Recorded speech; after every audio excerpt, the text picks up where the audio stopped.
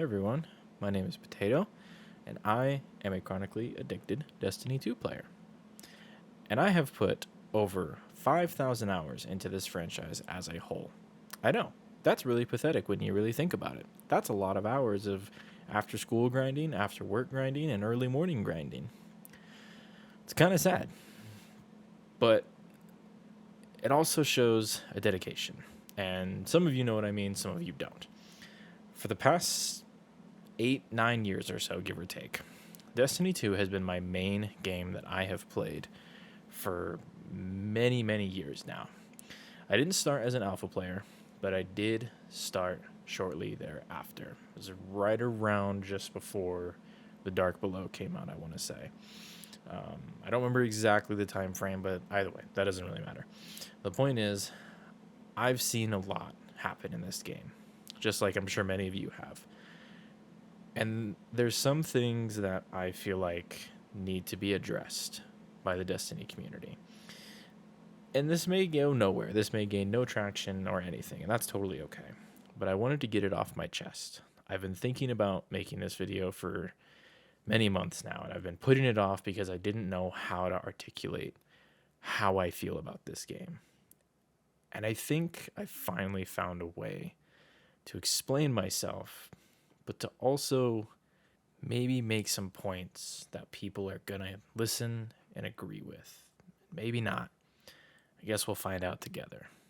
Hope you enjoy. So I'm going to go ahead and put up on screen a table of contents of everything that we're going to go through, everything that we're going to talk about, and where they kind of start and end. So that way, if you have a specific point that you want to refer back to, or a certain point that makes more sense, or if you want to clip it, whichever, it'll be up on screen for you to look at. So I want to start this by going over the life cycle changes from Destiny 1 to Destiny 2. The annual expansions that we saw, the little micro DLCs that we saw sprinkled in between, maybe some events here and there, but overall just kind of how we got from Destiny 1 to Destiny 2. So as I'm sure many of you are aware, we started vanilla Destiny 1, bare bones as shit. There was nothing going on in Destiny 1. Lackluster story, lackluster endgame, super boring until Vault of Glass came out. Cool. All right, been there, done that. What about Crota's End? Hot dookie. We all know that Crota's End was like the worst DLC to ever come out. I think it had like 3 or 4 story missions, 1 strike, and 1 raid. And it was a joke of a raid so much to the point that people thought when Bungie was going to bring it back to D2 that it was going to become a dungeon instead. Would have been hilarious, Bungie, by the way, but I respect what you did with Crota, and I respect the challenge that Crota brings now. But going back, we also are going to talk about House of Wolves. How great of an expansion that was, contrary to popular belief. I know there's still a whole lot of haters out there that say House of Wolves was a horrible DLC, and I also know there's an equal amount of people that say House of Wolves was the best DLC ever. I kind of sit in between. I think it did a lot of good. I think it did a lot of bad. And I think it, unfortunately, kind of falls in the shadow of the next one, Taken King. The true pinnacle of Destiny 1, in my opinion. Next, we have Rise of Iron, which kind of was just a watered-down version of Taken King. I said what I said. And then we had the launch of Destiny 2. Another joke, unfortunately, in this franchise. And then we had Curse of Osiris. A joke that was told too many times at this point. And when you didn't think it could get any worse, then we had Warmind, which was the same stale joke for the, 4th time? Damn shame. Damn shame. But then something happened, and we got Forsaken. A pretty solid DLC, all things considered. A real saving grace, considering that Bungie mentioned they were going to close down pretty shortly after Warmind's release if they didn't get something out that was a hit. Might not have been good enough for Activision, but we all know that $1 billion isn't enough for Activision. You got to go higher than that. Shortly after, we had Shadowkeep, a small blip in the Destiny 2, universe, we'll call it. Sure. Then we had the start of Seasons, Shortly after Shadowkeep, we had Beyond Light, I think. Fuck. All right, after vigorously checking Wikipedia, I have been informed that indeed Beyond Light did come after Lightfall. Beyond Light was a pretty solid DLC, all things considered. The DCV is a complete and total joke and continues to prove that it is, considering the fact that we have seen multiple different reskins of previously used content that was apparently removed from the game, but secretly not removed, but also is removed, but is just a giant amalgamation of bullshit. And then we have Lightfall, which we are currently still in the yearly release schedule of. We still have a couple more DLCs. Well, not DLCs, sorry. Seasons to go. And then we're on to the final shape, which is where Bungie is supposedly making a big, big stink. But this is going to be a good stink, apparently. You know, we've been asked to put our faith in Bungie and everything that they've done, all the goodwill that they've made over the past couple years.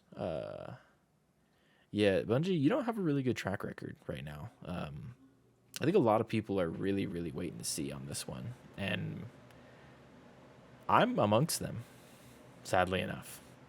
I'm not pre-ordering the final shape. I'm gonna wait. This next season better blow my socks off for me to pre-order final shape, because I couldn't give two shits less right now. It's not worth the $100 for final shape and then the 3 DLCs you're going to give us afterwards. Not yet. You got to make it that way, Bungie. You got to prove yourself. But enough with the negativity. Let's move into the good of what we've seen. Crota's End, we're going to skip over. House of Wolves made PvP more than just a side mode to go get experience, some weapons, and some materials. PvP instead became a game show type setup with Trials of Osiris, where people who are good at the game, they started streaming, they started carrying people, they got a following. Grenader Jake is one of the probably best examples that I could give. He was a demon to deal with in Destiny 1. Not even just in regards to playing the game, but also watching. He did all kinds of different content surrounding Trials of Osiris, 1v3s, carrying, stuff like that. Also, I apologize for the fuzz. That would be my heater in the background, and also the AC at the same time, because apparently they don't work without one working, so I apologize. But to center back around, PvP was arguably saved with Trials of Osiris. Became beyond popular. That's all people look forward to on weekends, myself included. I played the absolute shit out of Trials back in D1.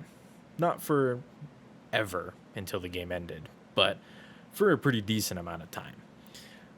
Let's then move on to Taken King, which is, I would say, the best DLC that we've seen probably ever, unfortunately. Final Shape may come around and dethrone it, but in my opinion, for what the Taken King did, for what it brought to the table, for what it changed, and what it set as a precedent for me personally, I don't think we'll ever see another DLC that will top it. But why do I think that? Why do I hold Taken King up on this pedestal when there are good DLCs that have existed? Well, I'll leave it as simple as I can. World development. Something we'll talk about a little bit later in the video. But the amount of world development that Taken King did, not only with obviously subclasses, weapon foundries, changes to light level, leveling, everything like that, storytelling, it set in motion a whole year's worth of content just by being the most interesting DLC out there and leaving so many open ends for us to discover and find.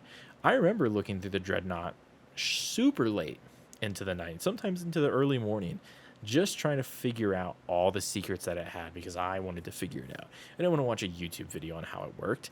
I wanted to figure that out. And that's the impact it left upon me as a player in my early, teen years, I want to say. It was around high school when Taken King came out that I was playing, I think. I'm not going to check a source on that one. I'm just going to go with that. Lastly, we had Rise of Iron, which I said was a watered down version of Taken King, and I will stand by that wholeheartedly.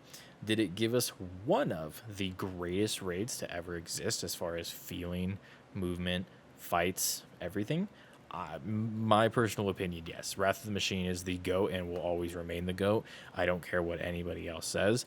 If they bring that raid back, please, Bungie, don't touch it, just bring it back. It was already perfect.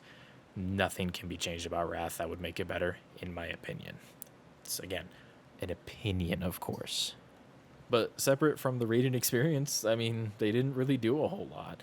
Yeah, we got refreshes on the vendors. Cool. That's not really an amazing thing that was going on at that point because we had so many different weapons that were good. The vendor weapons didn't really have a major impact, if I remember correctly. And it didn't really do a lot of world building like the Taken King did. Oh, there goes the heater. Thank God. No more fuzziness. But it didn't build up things as much as the Taken King did. The Taken was a blight across the whole system. Siva was like 2 planets, I think, if that. One patrol space. It was a joke. Mind you, it was a self contained item, I guess you could say. It was only on the Plague Lands, or in the Plague Lands, I should say. And it was only affecting Earth, but like, you're telling me with everything that we know about the war mines now, Siva wasn't worse than what it was that we got shown? Like, okay, sure. I will stand up and say that I think Rise of Iron is not a great DLC overall. I'd give it like maybe a 5 out of 10 in my opinion. It left a lot to be desired. There wasn't really any secrets to find, and it just really showed the start of the lack of creativity that Bungie had when it came to building up their world after Taken King. It kind of seems like they sucked themselves dry on Taken King and couldn't find any of their brain juices to think of anything cool for Rise of Iron aside from a metal theme. I don't even know. Like, what was the point of Rise of Iron? What did we learn with Rise of Iron? What did it set up for the future? Nothing happened. There was no point. It was a side quest in the main story that is the Light and Darkness saga. There was no point to it whatsoever. Everything has been kind of just forgotten, so to speak. You know, the splicers from the Fallen were meant to be biomechanical Fallen that took pieces of metal or took pieces of tech and, melded it to their bodies, I guess. I don't really know because they didn't really explain it outside of them just being mechanical Fallen. That's all we really got. Yeah, Mithrax. Fuck that guy's name. Anyway, he's a splicer, but he has a gauntlet. Everything else about him is either a mask or optional things that he can opt into. It's almost like Bungie was afraid to set up, I don't know, stakes with reintroducing the splicers and what they mean and what they are about, what they do. Nah, Mithrax is a good Fallen. He's a good guy, for no reason other than he just is. There's no explanation. And that's really, really sad because Mithrax could be a really cool character, all things considered. So moving into Destiny 2, we're going to kind of get away from Rise of Iron and the joke that I think it is. Let's get into vanilla Destiny 2. Surely Bungie will take everything that they've learned about Destiny 1, all the things that they've done, the changes they've made, the features they've added, everything about it. They're going to make Destiny 2 an amazing continuation of the story, right? Right? Oh boy. Here we go again. So what do we get at the start of Destiny 2? Well, we get a halfway decent story with Gaul. He's here. He's from the outer reaches of space. He's the signal that I think it was Skyburners or whatever they were that crashed into the Dreadnought. That is the signal that reached Gaul. When you go in and do that one mission where you kill the giant Taken Cabal, and that's the first time we're seeing a giant Taken Cabal, yeah, that signal was going to Gaul. Mind you, probably was meant to be Callus, but Gaul took over and blah blah blah blah lore shit, right? But again, that's the impact that Taken King had. Many years later, when Destiny 2 becomes a thing, Gaul is the one who received that transmission. Nobody else. And mind you, they probably didn't think that all the way through, but it works out in regards to Destiny 2's first story, so to speak. Cool. So Gaul happens, everything's shit, everything sucks, we're all dead. And they introduce us to arguably the worst character they've ever introduced us to. And how do I know it's the worst character ever? One, public opinion. Two, they've never done anything with this character since then. She's a vendor. Yes, Hawthorne, the character who ridicules and blames Guardians for everything that's bad that's happened to her. Like, huh? Please make this character make sense. I would love to see someone justify Hawthorne's existence. She doesn't learn anything. She doesn't bring anything to the table. All she does is bitch at us for the entire story. And then towards the very end, oh, well, she learned to work together and she gets to be on the tower with us. Okay, fuck off. Hawthorne is the worst character Bungie has ever created. All right, rant over. Back to the topic at hand. What else? What else is Destiny 2, packing? What do we get? We have a pretty decent story, mind you, not perfectly handled, but still a good story. The top layer of the cake is there. So what else? Well, we have reskins of blue armor and blue weapons that get turned into legendaries with little to no changes. Oh. Okay. So the blue Lionheart that I just got is the exact same weapon as the legendary Skaithlock that I just got. Perk for perk. Everything about it is the exact same. Okay. Well, maybe the exotics would be something cool. No. There's a few here and there that are neat and bring new things to the table, like tractor cannon. That's a cool gun. Yeah, year one of Destiny 2, all it did was push people away. No debuffs, no nothing. It just pushed people. Half the time, you wouldn't even kill someone in PvP by using it. Yeah, you would waste your heavy ammo, which, by the way, all special weapons used heavy ammo, in case you forgot. But you used your heavy ammo in PvP, you would get real close to someone, shoot them, and you know what would happen? You'd push them away into the wall. Yeah, most of the time, they would die. But if you weren't in an area that a wall was there, yeah, you might just die because weapon swapping was slow. Time to kill was slow. So if you got the one shot off and then you weren't really expecting them to shoot back at you because they lived, yeah, you're dead. Your heavy ammo's gone. You're dismantling it. You're pissed. Because I know I was. That's for damn sure. Honestly, I think the only cool exotic. I thought it was a legendary for a second because it was so boring on release. But the only gun that I thought was really, really cool and had a lot of potential, and I'm glad that Bungie has turned it into something that's actually used in some activities, is the Legend of Acreus. A joke of a gun when it first came out has now been turned into something pretty good, actually. Same with tractor cannon. Mind you, you got to build into it a lot more. But Legend of Acreus on its own is actually a DPS strat for Ghost of the Deep. And I'm really happy to say that because it's a cool gun and it deserves it. But what about the armor? I mentioned that it was a reskin of blues to legendaries. Well, that was a overestimation. I was actually incorrect on that one. So I'll put my hands up and say, hey, I was wrong.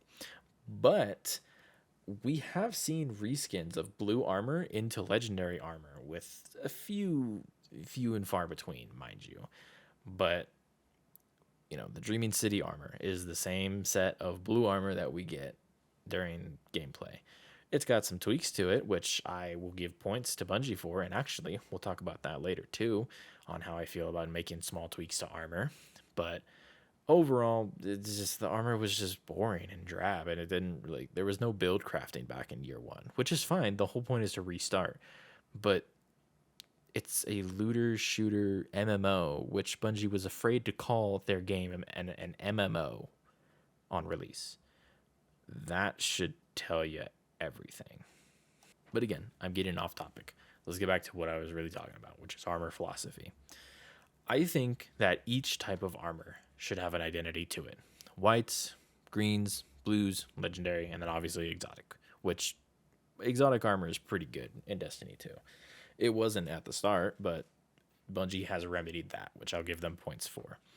But why, Potato, why does white and green and blue armor matter? Well, because it gives us a sense of progression in the early game.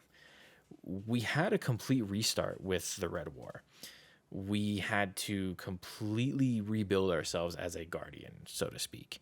And that started with having brand new armor too. But the armor that we're given is not really that identifiable, really.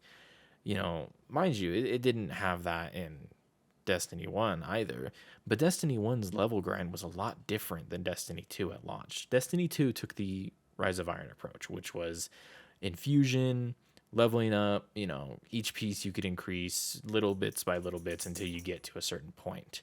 I apologize for my dog shaking. And the main reason I feel the way I do is because if you look at the blue and green armor that we got, yeah, there's no real white armor. We have white armor for maybe 15 minutes of gameplay before it slaps us with greens. Not a major problem, but when the whole point of the game is that we're facing an extinction level event, you'd think there'd be a little bit more progression to it. But no, let's just make copycats of the blue and green armor with slight color changes without a shader.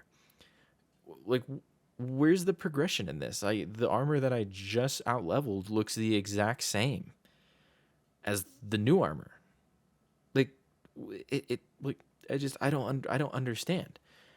And again, the only reason that this matters is because it gives us that sense of progression. It gives us the feeling that we are doing something, that we're becoming stronger. But it feels like that was an afterthought for Bungie. It felt like, yeah, here's the armor, Here's what you need. Here's a baseline. Cool. You're not going to use it anyway, so we don't care. And unfortunately, that kind of was proven with Joe Blackburn's, his little 15-minute vid that he put out in August 15th. It's kind of sad. I have to reiterate and say, we've got silver. This is armor you buy from the store with silver. It's important that this is breaking the mold of what you'd expect in the game. Stuff that's a little fourth wall breaky. Which is fine. I'm cool with that. I'm so cool with them doing the fourth wall breaky stuff with different franchises and stuff like that. Totally cool with me. What I'm not cool with is how they talked about, blues and other legendaries.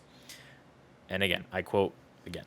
Then we have rituals and blues. In this space, always... Oh, that's a botched quote. Fuck. Anyway, the whole point of what he was saying was that the blues and some of the legendaries that you'd see in strike playlists or the Vanguard armor sets or the Crucible armor sets or whatever is the guardians that they use in promotional materials. So they are the ones that they would see on the front lines, is what he said. And, what kills me about that is that they equate the ritual armor set, the set that they would promise, hey, we're going to make a new set every year for you. And then we make the ugliest armor set ever. We're going to equate that to blues. That's how we feel about the ritual armor set. All the stuff that you don't pay money for, yeah, we don't care about. We're going to make it look ugly because it's not aspirational or whatever. Okay, so you made your game free to play and then you neglect free to play players entirely. Oh, but we have these free promos of different DLCs. Cool. That doesn't mean anything. Especially when most free to play players don't play the game consistently. They're not going to see that all the time, and they're going to miss out on a lot of things when it comes to armor, weapons, whatever else. Free to play, I'm going to say it, is probably the worst decision Bungie, Bungie ever made. But to not get too ranty, let's look at what we can do to make the ritual armor sets that Bungie themselves don't care about. Something that players can care about. An extension of the playlist, if you will, is my way of making ritual armor cool again, if you could say. Instead of it being something that you would just use for leveling and then throwing it away for whatever new raid stuff you're going to get, why not make armor something to chase in these ritual playlists? Why not make it worth something? Not just legendary shards and glimmer, but something else. Something that you actually want. Something that you get a set of and you hold it in the vault for when you're playing in that one playlist. But Potato, why does it matter? I'm just going to transmog the armor set if it looks good anyway. Who cares about the actual armor that drops? Well, I have a solution for that. And this is where we're going to start talking about armor design, fashion, and function. And I feel like this is something that is probably one of my most passionate things because, one, I play the game a lot.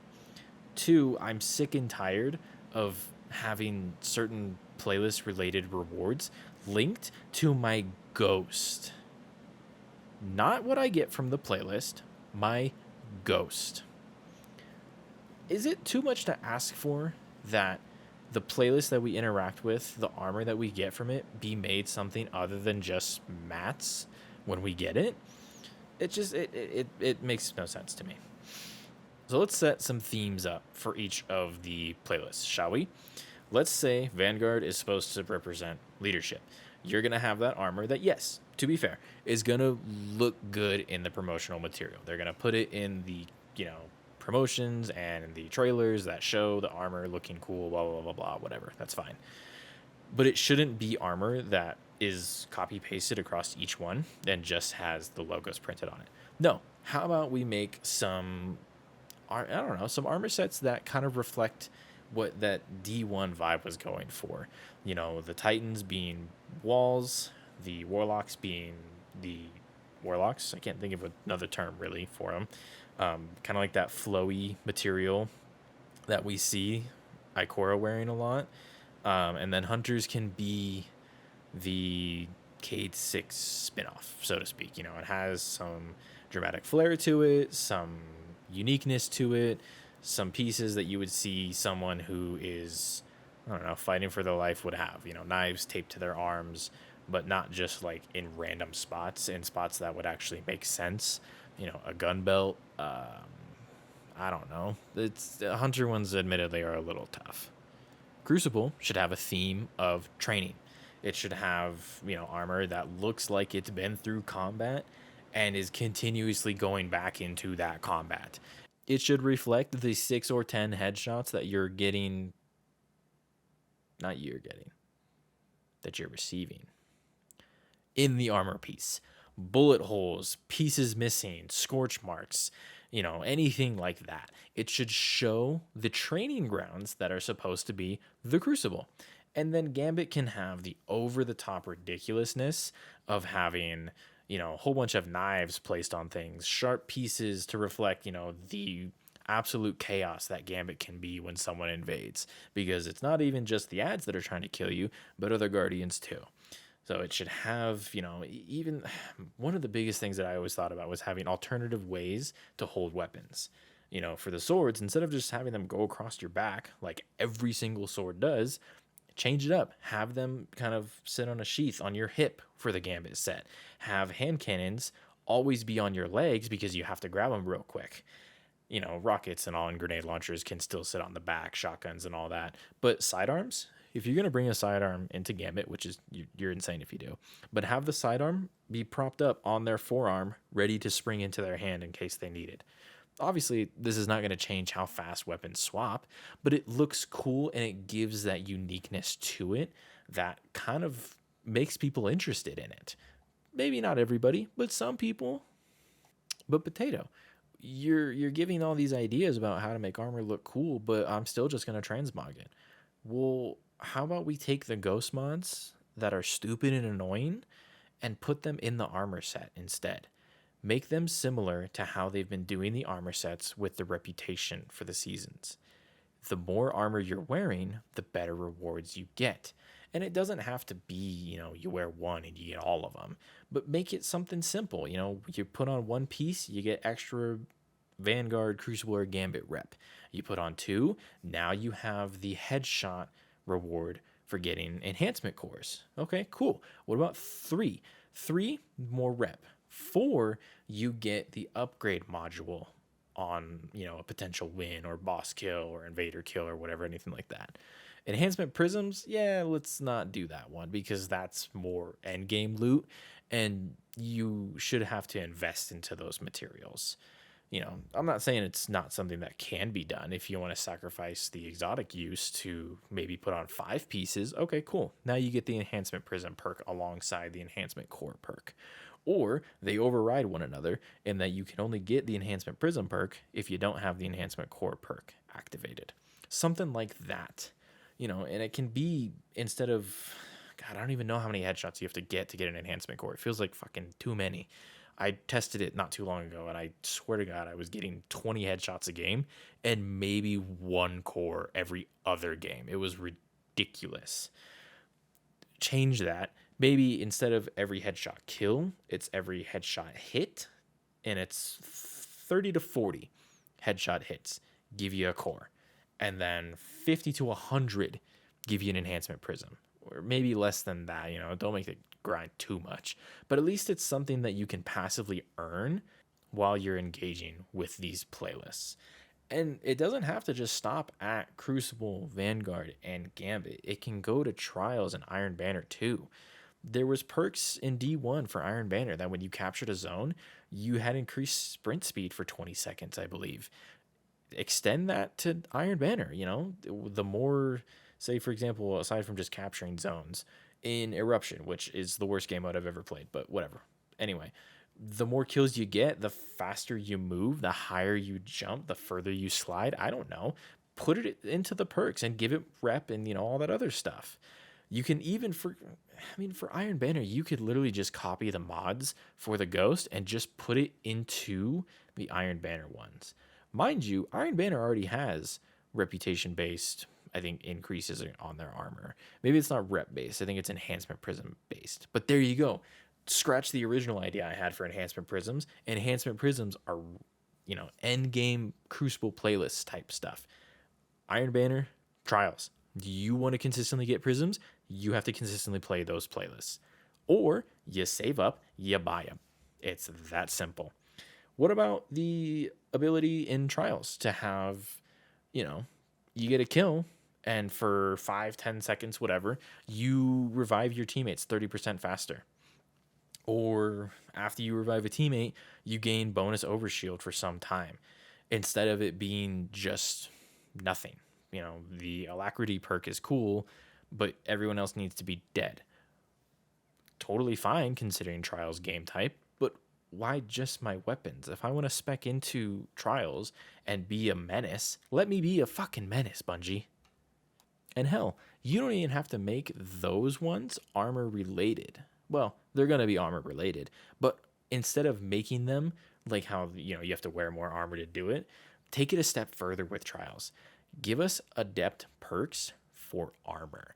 And those adept perks maybe shouldn't cost anything, or maybe they should cost a lot, but you can only have 1 or 2 active at a time. And however many perks Bungie decides to make, obviously you got to make them pretty equal with one another, because otherwise people will just use a certain subset. But that way it makes Trials armor worth holding on to as well, not just transmog fodder. Obviously, all of these changes are armchair developer moments, and I don't know how hard it would be to make this kind of stuff, or if it would be worth it in the grand scheme of balance for the game. But it's just ideas that might bring some life back to the game, might make build crafting worth getting into. And it might not, people might not care for those who have an abundant amount of enhancement cores. I'm talking to you, Sweatsicle. But to the player that they want to target those promotional materials, those trailers to, it invites them in. It gets new players in. It brings the player count up and it lets people have fun. Instead of always worrying about, oh, which lost sector is it? Is it the most optimal one to grind my cores? No, I could just go play what I love to play and get rewarded too, instead of being punished, it feels like, to do Vanguard Ops or Gambit or sometimes even Crucible. It feels like I get punished to do those types of things. But yet people and Bungie want the game to get harder. We got to let those new players in before we do that. So what about weapon design? One of the issues plaguing the Destiny community right now is the weapons we earn through subsequent seasons and then the reissuing and the reskinning and all the other stuff that we talked about beforehand, blues being turned into legendaries. The most common complaint I have heard surrounding weapons and reissuing of them is the Lightfall Neomuna weapons, and that they were a reskin of the moon weapons from Shadowkeep. I'm going to say something potentially controversial here and say that the reuse of base models is not a bad thing. Is it absolutely lazy? Yes. But it's not that big of a deal, in my opinion. Yeah, they did not change some of the RPMs for some weapons, but I don't think it was that big of a deal. Having a theme and a consistent one at that is more important to me than them reusing base models. The Neomuna weapons are not the exact same. They don't have the same little feathers and charms that Eris weapons did from the moon. Again, I'm not excusing this. Bungie was lazy as shit to do this for an annual release. But if you don't like Lightfall because they reused weapons, you might be looking at Lightfall wrong, brother. And that's an issue for another day, but let's move on. And one of the main things that Bungie can do to fix this issue is to do unique weapon designs and unique weapons surrounding the old factions of weapons. No, not you.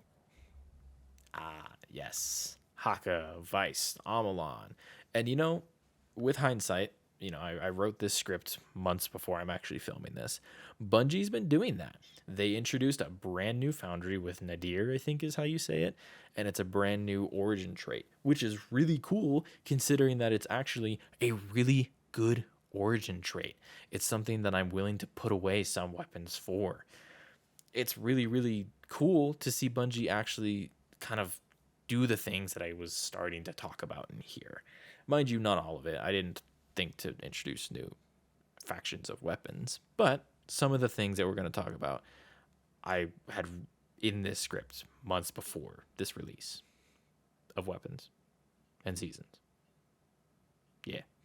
But to take it a step further with the new factions, they could have the approach to Wrath of the Machine, where we have the factional weapons that are reskins, technically speaking. They're reusing the base models, but they look completely different. And I feel like they should change the RPM.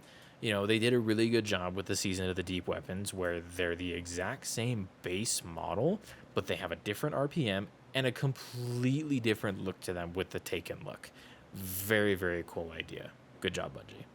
But they could go a step further. The weapons from Root of Nightmares, for example, they look straight from Root of Nightmares. If you see those weapons, you know where they're from. And that's a really cool thing. Now, Ghosts of the Deep, mind you, this is a dungeon, so I'll give Bungie some slack, but if you put the right shader on, you have no idea where these weapons are coming from. If you were to look at them side by side with the promotional material that new players are given and show them the loot, they'd be like, okay. I guarantee you they wouldn't see the correlation. Well, maybe, I guess. It's hard to say. But separate from just weapon look, why not give some of these enhanced weapons better origin traits? Think, Black Armory, where it had augmented frames, but no one really knew what that was unless you were paying attention. Those augmented frames gave you an extra perk column, or a perk tree, sorry, perk row. But if you didn't realize that, you didn't even know why you were doing some of these bounties. Why not make enhanced versions of the, uh, I guess, origin traits? I think is, yeah, origin traits. For example, the Suros origin trait gives you, I think, reduced or increased stability and reduced flinch, or maybe it's just reduced flinch. I don't remember. But instead of it just being flinch reduction, why not increase airborne effectiveness with it as well? And that can be in a, Black Armory enhanced Suros origin. I can't think of the actual name of it.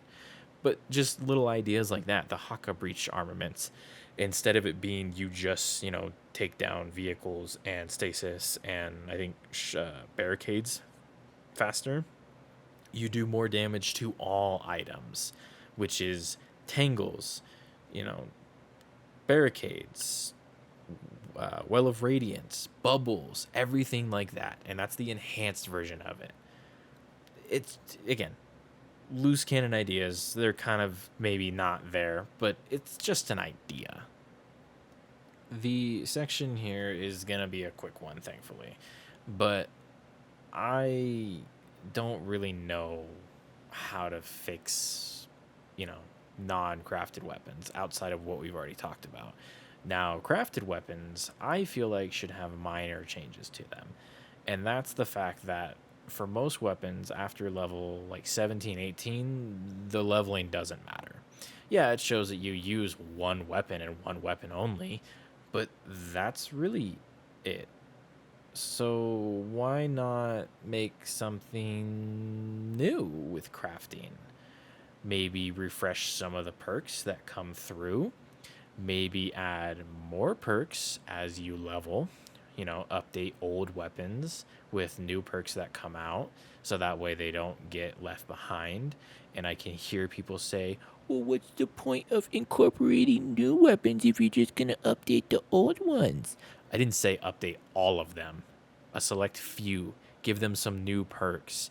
You don't have to give Envious Assassin to the Root of Nightmares, not Root of Nightmares, Vow of the Disciple linear fusion. But, maybe some things incandescent, something like that. Something that would make it, not just a trophy that I have after the next big thing comes out. Again, it's just an idea, but I feel like crafting was half-baked and it didn't really do much. And to top that, if you really are afraid to do that, Bungie, test the waters, reissue weapons, update them with new perk pools before you make the crafted ones that way. Give us reissued sets of armor. Update raids with the new logo and a new type of weapon that is non-craftable and has a new set of perks on it. It doesn't have to be like the exact same name. Change the name so that way we know, but then you can also still buy it from the end chest if you still need deep sight, if you're one of those weirdos that don't have Vow of Disciple red borders done. Like me. I myself am one of those weirdos. Separate from weapon crafting, because that probably is a weak topic of mine. What about ritual weapons? What happened to those? Yeah, we have weapons that come through every new season, but I don't know who's using Last Rite, but it's probably like a 0.01% of the Destiny 2 population. Yeah, they kind of suck. The weapons that we get from comp are way better, and those are almost reissued weapons to a degree. Mercurial, whatever, Arc Sniper, that's a reskin of a blue, just with a new paint job. Rose, we got that during Season of Opulence, new paint job, and people lose their minds. But the Void Pulse, oh yeah, That Void Pulse from a season ago. Yeah, it was a yeah. Yeah, we're going to reissue it but Strand this time cuz it worked so well the first time. It was so popular. Sure. Okay. But what can we do to fix the ritual weapon problem? You know, some weapons didn't need the major adjustments. 21 Delirium, Recluse, I don't think was that insane. Maybe a damage nerf would have been fine. Mountaintop was fine after the auto loading meta got changed. Maybe not in Crucible, but in PvE, I don't think it was that amazing. Luna's Howl Not Forgotten were capital B busted. There's no way to say that. But you use them now, and they're kind of shit in comparison. They're still the same, recoil direction, but they just don't really do much now that they're a 140. They're a maybe slightly above average if you're going for a team wipe, which usually doesn't happen, but who am I to judge? Maybe there's some crazy Lunas Howl and Not Forgotten clips out there. Now, not old ones, but now ones. But even if so, the little tweaks like that came through and fixed them.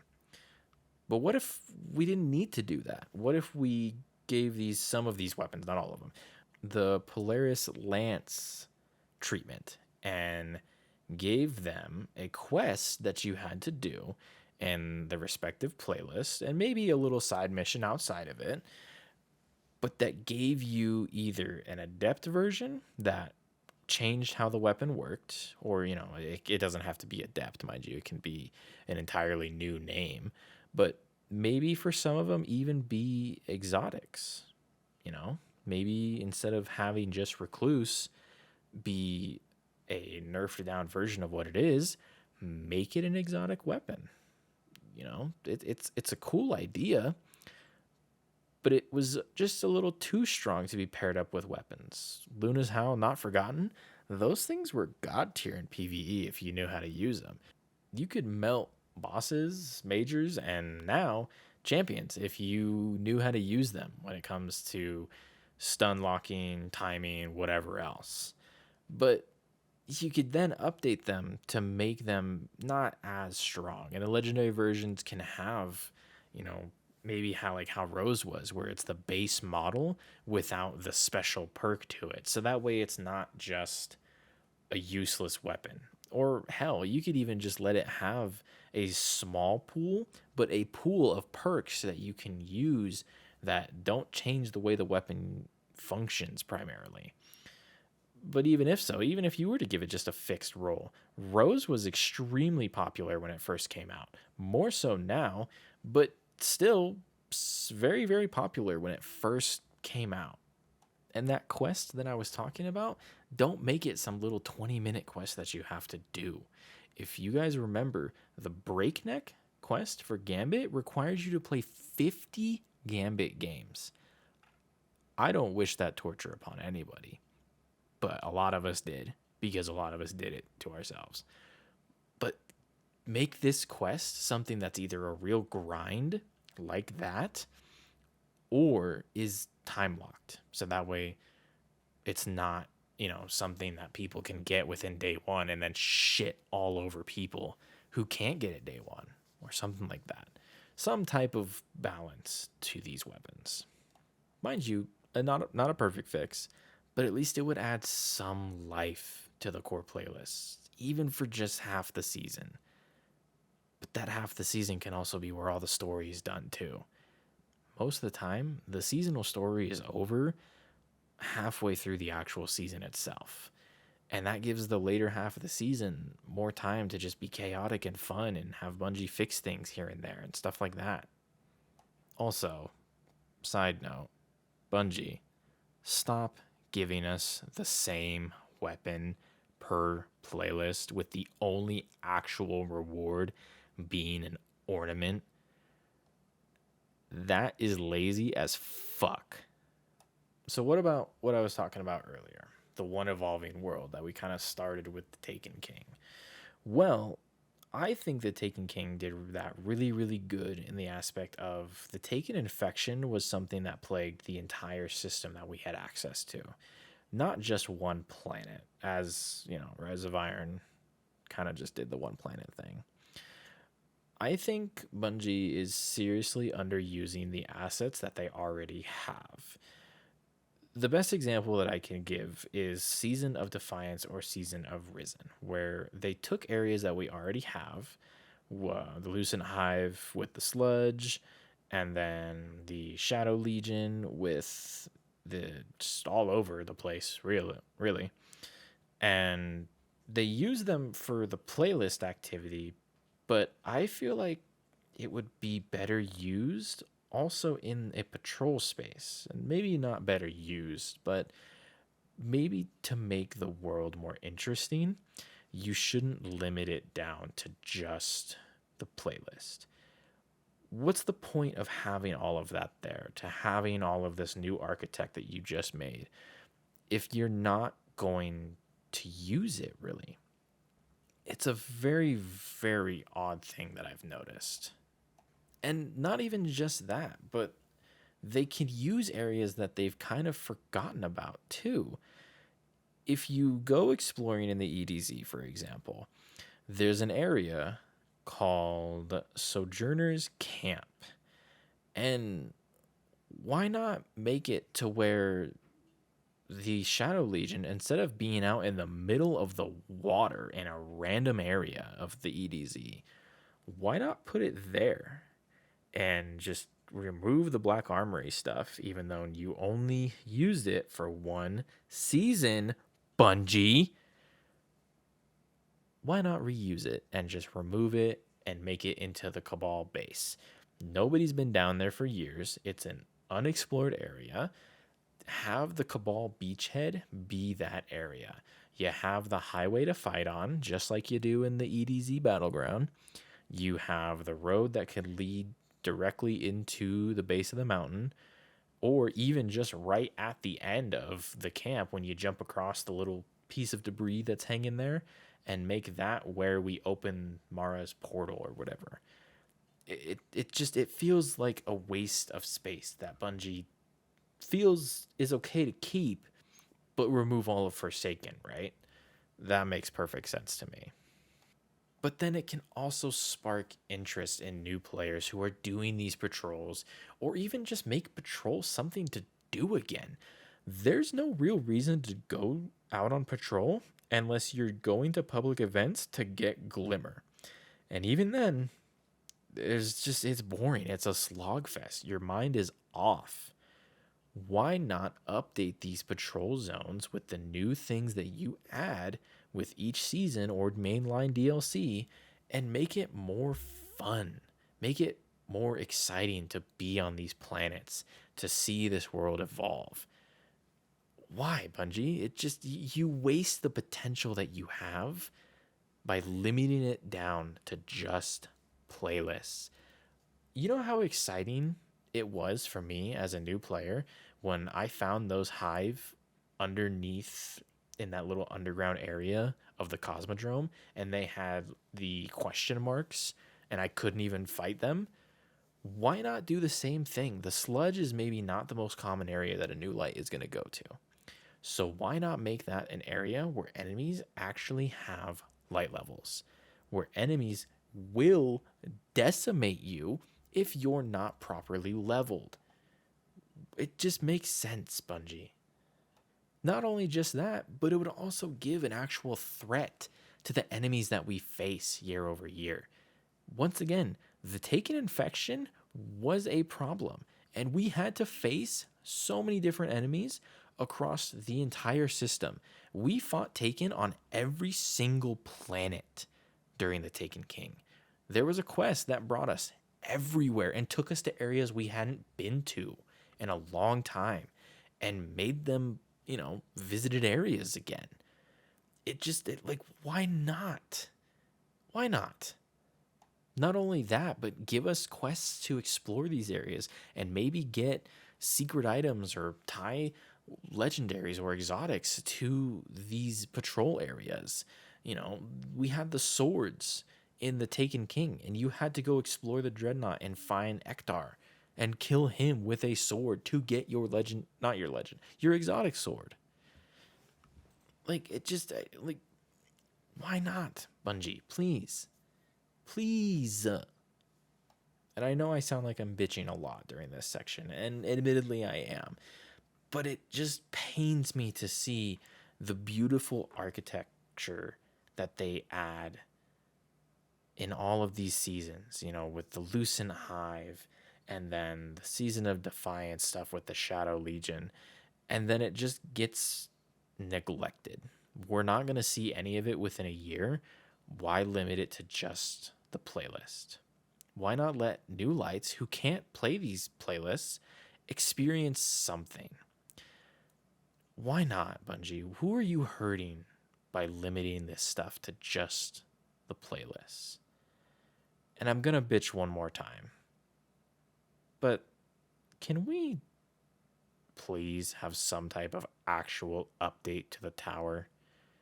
I don't care if it means putting us back in the old tower or just getting rid of it. But I've been looking at that broken piece of trash for the past 4 years. Please, Bungie, just do something about the skybox. You got rid of the Traveler, for fuck's sake. Maybe fix the tower. Not only just that, but you really decided to not have any new voice lines for post Lightfall. We are in the worst situation we have ever been in. And nobody seems to care at all. Nobody seems to want to move, to have new positions. Zavala has been standing there with his wooden legs because obviously they don't hurt for standing from 4 years. He has nothing to say about this. Nothing at all. Oh, that's right. You just remembered to remove Hawthorne's voice lines talking about the Red War recently. Nice. That's really, really cool, Bungie. Thank you for that one. And going back to the whole patrol conversation of updating the patrol zones, why not update some of the enemies too? Like, we've been fighting some of these factions forever, and it just is getting really stale and boring. Why are we still fighting Red Legion? Why are they not just all been converted to Shadow Legion? Considering that I'm pretty sure there was a comment made in story that the Shadow Legion are literally clones, which makes perfect sense for why we are always fighting them. Why not just update it a little bit? Why are we still fighting House Dusk? The Fallen are our allies. Why not, to show the impending doom again that we're all in, remove the Fallen and replace them with Scorn? Or just change the enemy density type. You know, the Firebase Hades or whatever that is in the EDZ. Remove the Fallen from there entirely. Make it just Shadow Legion. Simple. I'm cool with fighting Lucent Hive wherever we need to fight because, you know, Savathun has not called for a ceasefire just yet. I could see it happening and the Hive being kind of our buddies at some point. But, you know, the other Hive that we fight outside of the Lucent Hive should all be Zifu Araths, which are the Shadowkeep looking ones, if I remember correctly. Like, it just, again, why do we not have some semblance of evolution with the enemies that we fight? Dude, my brain hurts just thinking about it. The Red Legion should be extinct with how many we've killed. This is getting embarrassing. But with that being said, I've complained a lot in this video, and I don't blame you if you've clicked off of it. This is not a very well put together video. I'm going to put up my hands and say this is the first of its kind for me. I went off script basically the entire thing, and I just am tired. I'm really just tired, Bungie. And I think I can speak for a lot of players who will say that they feel the same way. there's a lot of where we could go from here with Final Shape, and I could totally eat my words with the next season and with Final Shape. It's hard to say for sure, but what is the point of all this? Why did I do this? Why did I decide to ignore the fact that I'm probably going to be talking to a brick wall? And why did I even bother trying to express myself? I feel very passionate about this game. When I first started this game, I was playing Black Ops 2 daily.